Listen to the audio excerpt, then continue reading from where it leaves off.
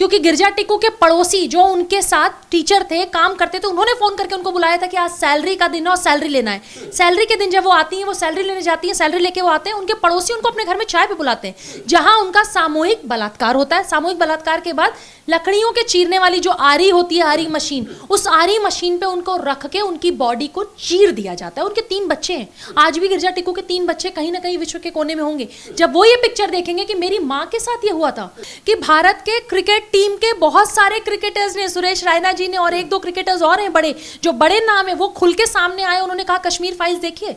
और हम जिनको अभी तक हीरो मानते तो उनमें से तो सब जीरो हैं। एक भी व्यक्ति ये नहीं कहता कश्मीर फाइल्स जाके देखिए। क्यों? प्रधानमंत्री, देश का प्रधानमंत्री, आज उन्होंने संसदीय दल की बैठक में कश्मीर फाइल्स की तारीफ की है। इससे बड़ा प्रमोशन चाहिए क्या?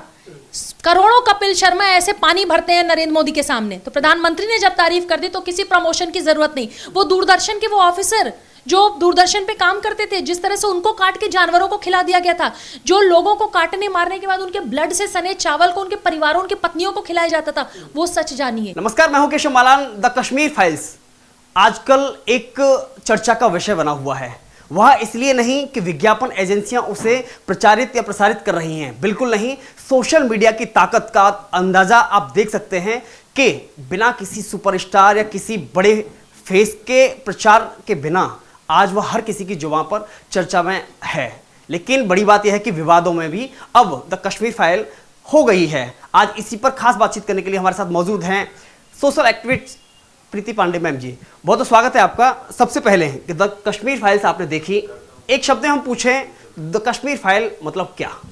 देखिए, कश्मीर फाइल एक रेवोल्यूशन है, एक क्रांति है। वो क्रांति जो 32 साल तक इस देश में जिसकी सच्चाई छुपाई गई। क्योंकि अगर कश्मीर फाइल को हम सिर्फ फिल्म कह देंगे तो 3 घंटे की वो फिल्म जो है वो 5 लाख कश्मीरी हिंदुओं के साथ जो बर्बरता हुई वो न्याय नहीं करेगा। तो वो एक रेवोल्यूशन है, एक क्रांति है। अगर और बात करें जैसे कि जो व्यू आ रहे हैं, जैसे ही कोई हॉल से निकलता है, हमने देखा कि एक वीडियो बहुत वायरल हुआ कि जब पूछा गया कि आपने क्या देखा और क्या लगा, मतलब इस मूवी में क्या देखा, तो उसने कहा इसको मूवी कहना बंद करिए। ये वाकई में कश्मीरी पंडितों पर जो जुल्म ढाए गए उनकी सच्चाई है, सच्ची कहानियां हैं। देखिए, कश्मीर फाइल जब हम लोग देखने गए थे, पहले तो शो नहीं मिल रहा था, सबसे बड़ी बात कि टिकट्स ही नहीं मिल रही थी। और खुशी मुझे इस बात की हो कि जिस फिल्म को रिलीज होने से पहले उसके ऊपर फतवा जारी किए कश्मीर में, पूरे देश भर में विवेक अग्निहोत्री जी के ऊपर फतवा जारी हो रहे हैं, उनकी पत्नी पे फतवा जारी हो रहे हैं, स्क्रीन्स नहीं दी गई हैं कश्मीर फाइल्स को। इसका मतलब कहीं ना कहीं इस फाइल जो फिल्म में जो बनाई गई है, जो एक क्रांति है, इसकी सच्चाई को लोगों तक ना आने देने की सारी कवायद की जा रही है। इसके बावजूद मुझे सबसे अच्छा लगा जब मैं हॉल में खड़ी थी, चारों तरफ भारत माता की जय, जय श्री राम के नारे, हर हर महादेव के नारे लग रहे थे। वो बदलता हुआ भारत 2014 के बाद जो हम देख रहे हैं, अगर आपको उसका एग्जाम्पल देखना है तो आप फिल्म में जाइए और देखिए। यकीन मानिए 3 घंटे तक आपकी हिम्मत नहीं होगी कि आप कुर्सी से उठ पाएं। इंटरमिशन पे भी, इंटरवल में भी कोई अपनी कुर्सियों से हिल नहीं रहा था। एक अजीब सा माहौल, एक अजीब सा मातम, एक अजीब से दुख में था पूरा हॉल, पूरे लोग। आप अगर अपने चारों तरफ 360 डिग्री एंगल में देखेंगे तो क्या बच्चा, क्या बुजुर्ग, क्या महिला, क्या लड़की, हर आदमी की आंखों में आंसू। लोगों को यकीन नहीं हो रहा था क्या ये सच में हुआ है। और जबकि यकीन मानिए इस फिल्म में जो दिखाया है वो 5 लाख लोगों के साथ जो 32 साल से हो रहा है, हुआ है, वो 3 घंटे में दिखाना पॉसिबल नहीं था। लेकिन फिर भी विवेक अग्निहोत्री जी ने जो दिखाया है तारीफ के काबिल है। स्क्रीन नहीं दी जा रही थी, अब स्क्रीन दी गई। लोग प्रमोट नहीं कर रहे थे, बड़े बड़े लोग इसके बारे में बात नहीं कर रहे थे। लेकिन अभी बहुत सारे राज्यों ने टैक्स फ्री कर दिया। आज योगी आदित्यनाथ जी ने भी इसको टैक्स फ्री किया, मध्य प्रदेश ने भी इसको टैक्स फ्री किया।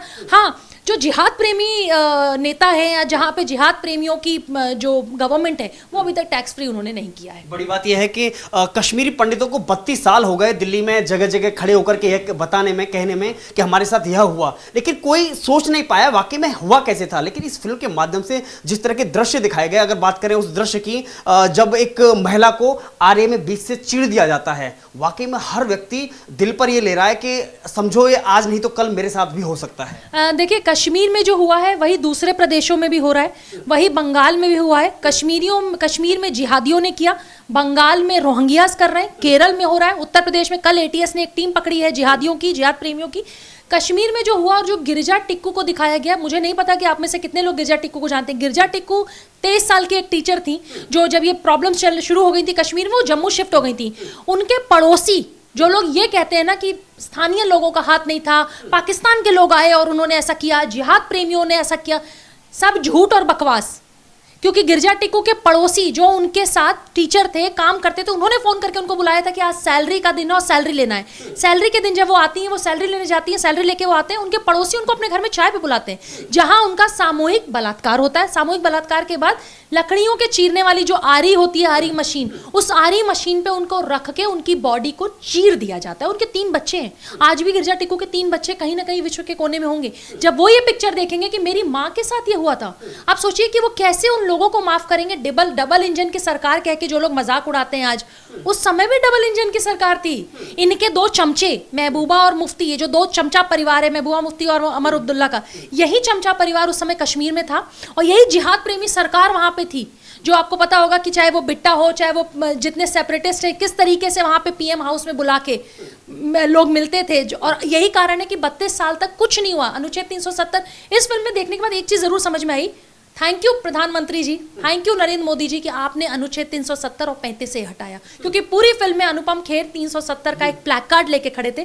तब शायद अगर 370 ना हटा होता, कश्मीर फाइल्स ना आई होती, तब शायद हमें पता भी नहीं चलता। इस फिल्म को देखने के बाद और ज्यादा समझ में आया कि 370 हटना क्यों जरूरी था, क्यों जिहादियों को उनकी औकात में लाना जरूरी था, क्यों जिहाद प्रेमी सरकारों को थप्पड़ मारना जरूरी था, क्यों गिरजा टिक्कू के साथ जो बलात्कार हुआ, सामूहिक बलात्कार, उनका कत्ल हुआ, हम हाथरस पे चर्चा करते हैं, हम गिरजा टिक्कू पे क्यों नहीं करते? जो कोर्ट पे लोग पिटीशन डालते हैं, हाथरस पे डाल रहे हैं, इस फिल्म को रोकने के लिए डाल रहे हैं, बंगाल इलेक्शन के बाद वॉयलेंस पे डालते हैं, क्यों लोग कश्मीरी पंडितों पे पिटीशन क्यों नहीं डालते? क्यों कोर्ट उनको खारिज कर देती है? मैं तो ये क्यों ललित अंबरदार जी से और बहुत सारे कश्मीरी पंडितों से मैंने सुना कि लोगों ने कहा कि जब हम कोर्ट गए तो कोर्ट ने कहा तो बहुत पुरानी बात है, अब तो 7-6 सबूत भी नहीं मिलेंगे। ये सबूत काफी नहीं है कि 5 लाख कश्मीरी पंडित जगह जगह 1 BHK 1 कमरे 2 कमरे में रह रहे हैं। वो कश्मीरी पंडित जिनके पास सेब के बागान होते थे, स्ट्रॉबेरी के बागान होते थे, फलों के बागान होते थे, उनका घर आंगन जमीन सब जिहादियों ने कब्जा कर लिया। उनकी प्रॉपर्टी, आप इमेजिन करिए कि हमारी और आपकी प्रॉपर्टी कोई कब्जा कर ले, हम छोड़ेंगे उसको? 5 लाख कश्मीरी पंडितों को मार के भगा दिया गया, संसद में कोई चर्चा नहीं, किसी एक्टिविस्ट ने कुछ बोला नहीं, यूएनओ में चर्चा नहीं हुई। एक चोर जो झारखंड में पकड़ा जाता है उस पर यूएनओ में मॉब लिंचिंग नाम लेके वहां पे चर्चा होती है, लेकिन कश्मीरी पंडितों को भगाने पे यूएनओ में क्यों नहीं चर्चा हुई? वो यूएनओ, वो इंटरनेशनल ऑर्गेनाइजेशन, वो मानवाधिकार के लोग, वो नेता, वो एक्टिविस्ट, वो पत्रकार, वो चाटू पत्रकार जो पिछली सरकारों में विदेश घूमने जाया करते थे भारत सरकार के पैसों में, किसी ने इस बारे में चर्चा नहीं की।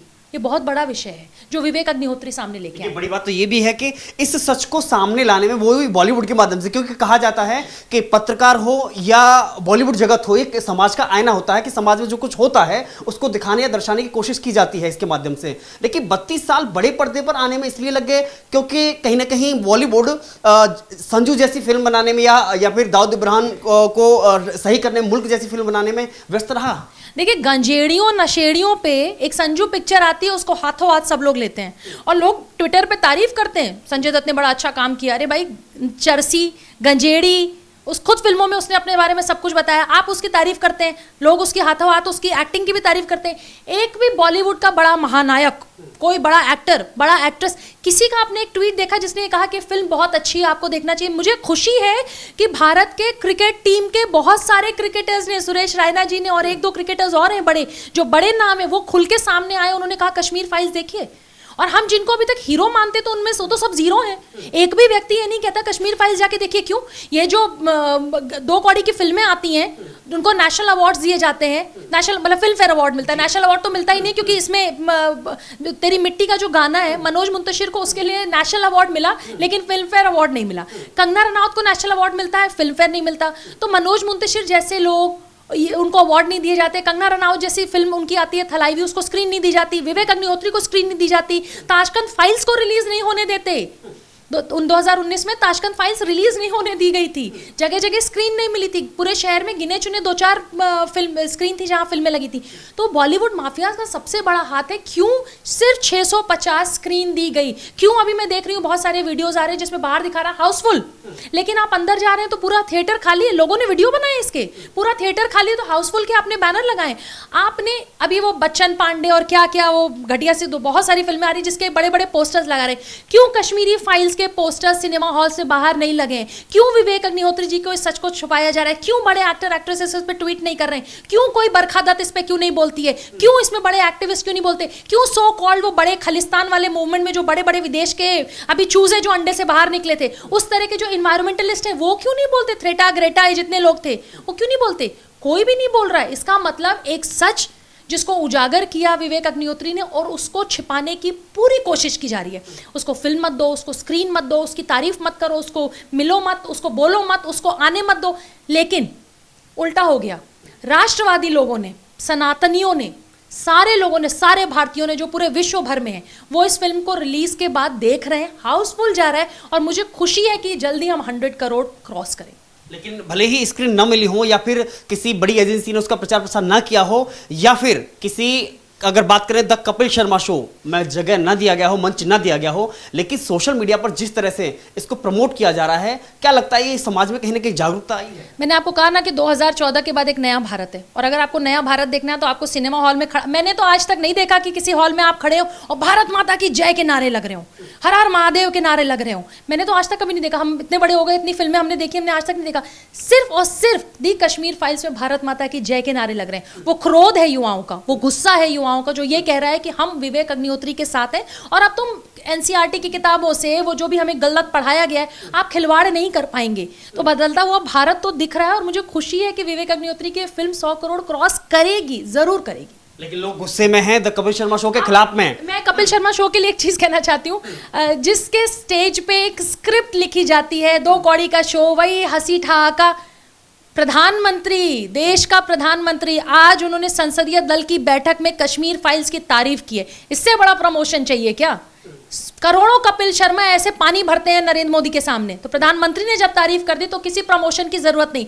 जिस सच्चाई को ये 2 कौड़ी के लोग जो बॉलीवुड के भांड हैं ये छिपाने की कोशिश कर रहे थे, आज देश के प्रधानमंत्री ने खुद उसकी तारीफ कर दी। तो प्रमोशन सबसे बड़ा यही हो गया। और मेरी गुजारिश है कि 130 करोड़ की जनता जो भारत में है और जो बाहर है वो भी अपनी प्रधानमंत्री की बात जरूर सुने। और प्रधानमंत्री की बात सुनने के साथ साथ जो सच है, जो 32 साल का सच है, जो गिरजा टिक्कू का सच है, वो दूरदर्शन के वो ऑफिसर जो दूरदर्शन पे काम करते थे, जिस तरह से उनको काट के जानवरों को खिला दिया गया था, जो लोगों को काटने मारने के बाद उनके ब्लड से सने चावल को उनके परिवारों, उनकी पत्नियों को खिलाया जाता था, वो सच जानिए। क्योंकि अगर आप आज सच नहीं जानेंगे तो बंगाल आपने देख लिया, शाहीन बाग आपने देख लिया, यूपी में एटीएस रोज छापे मार रही है, ये जो कश्मीर में हुआ है ना, धीरे धीरे धीरे धीरे पूरे देश। और मुझे खुशी है कि मैंने इस बार भी अपना वोट राष्ट्रवाद को दिया था और अनुच्छेद 370 हटाने वाले को दिया। तो बार बार मैं सबसे यही अपील करूंगी कि अगर आप चाहते हैं कि कश्मीर का हाल पूरे देश में ना हो तो आप इस फिल्म को देखिए और ऐसी सरकार को जरूर सपोर्ट करिए जिसने अनुच्छेद 370 हटाया। देश के, भारत के प्रधान नायक हमारे हीरो ने कर दिया,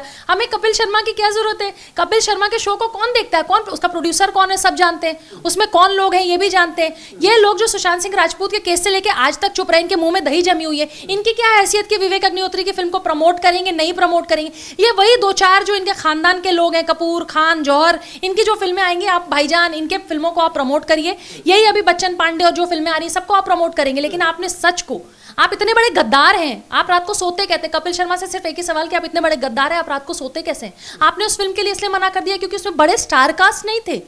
मतलब आपको गिरजा टिक्कू को और इन लोगों को दिखाने के लिए आपको स्टार कास्ट की जरूरत थी, आपकी जमीर, आपकी आत्मा नहीं रोती। लेकिन आज प्रधानमंत्री जी ने खुद इसका एक स्टार कास्ट का बहुत बड़ा एक तारीफ कर दी। मुझे लगता है इससे ज्यादा प्रमोशन की जरूरत नहीं। कपिल शर्मा के शो को आप मत देखिए, कश्मीर फाइल जरूर देखिए। आपको टिकट ही नहीं मिलेगी, आपको आज की टिकट नहीं मिलेगी, लेट नाइट मिलेगी या कल की मिलेगी। लोगों में होड़ लगी हुई है कश्मीर फाइल्स देखने के लिए, जितनी स्क्रीन है हाउसफुल जा रही है। लोग देखना चाह रहे हैं कि उनके भारत में क्या हुआ, क्यों कश्मीरी पंडितों को मार के भगाया गया, क्यों अपने ही जमीन से उनको बेघर किया गया, क्यों उनकी प्रॉपर्टी पे जिहादियों का अधिकार है। और भारत सरकार से भी ये चीज कहूंगी कि फिल्म आने के बाद जो जागरूकता लोगों में हुई है, प्लीज इसको मरने मत दीजिए। कश्मीरी पंडितों को उनकी जमीन, उनकी प्रॉपर्टी, उनका अधिकार वापस दिलाइए। जनता ने एक जोरदार तमाचा उन लोगों के मुंह पे लगाया जिन्होंने लखीमपुर खीरी और हाथरस के कांड को भजाने की कोशिश की। तो जनता ने अपना फैसला सुना दिया। अभी भी इनको नहीं, अभी तो 2027 तक छुट्टी पे है, 2024 की तैयारी कर ले, नहीं तो 2029 में भी छुट्टी पे है। भाई देश में सिर्फ एक ही चीज चलेगा, राष्ट्रवाद। राष्ट्रवाद के आगे कुछ नहीं है। भाई बहन बुआ बबुआ भतीजा सब फ्लॉप शो हैं। अब जो सच है देश उसको जानेगा और युवा जगा हुआ है, युवा सोया नहीं है कि आप जो लिख के दे देंगे अकबर दी ग्रेट तो हम अकबर दी ग्रेट पढ़ेंगे। हम जानेंगे कि कश्मीर में क्या हुआ, हम जानेंगे कि जो कश्मीर जहाँ पे इतनी शांति थी, जो कश्मीर जहाँ पे सूफी संत रहते थे, वो कश्मीर जो इतनी चीज़ों के लिए जाना जाता था, आज वो कश्मीर किस लिए जाना जाता है? आतंकवाद के लिए। लोग कश्मीर जाने से डरते हैं, लोग कश्मीर में प्रॉपर्टी नहीं खरीद सकते। हम अपने देश में प्रॉपर्टी नहीं खरीद सकते। हम दिल्ली में खरीद सकते हैं, बॉम्बे में खरीद सकते हैं, बंगाल में खरीद सकते हैं, हम कश्मीर में नहीं खरीद सकते। कश्मीर किसके बाप का था? कश्मीर हमारा है, हमारे पास पैसा तो हम लेंगे। ये अनुच्छेद 370-35 से हटने के बाद ही ना हुआ है। तो कश्मीर में जो सच है वो लोगों के सामने है। खलबली उन लोगों में मची है जो चाहते नहीं थे।